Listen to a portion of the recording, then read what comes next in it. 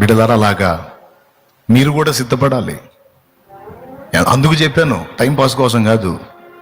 మీరు కూడా సిద్ధపడాలి. మీ నివాసాల్లో కూడా ప్రార్థనా గుంపులు లేవాలి. మీ నివాసాల్లో కూడా పరిచర్యలు ప్రారంభం అవ్వాలి.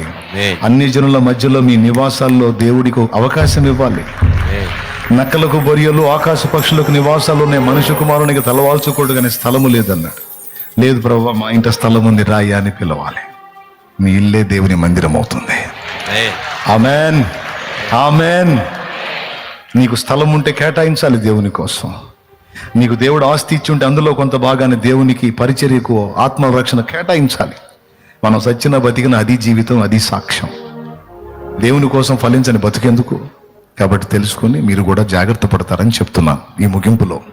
ఇక వారి మీద చేతులుంచి వారిని ప్రత్యేకపరుద్దాం. రండి, ప్రార్థన చేద్దాం.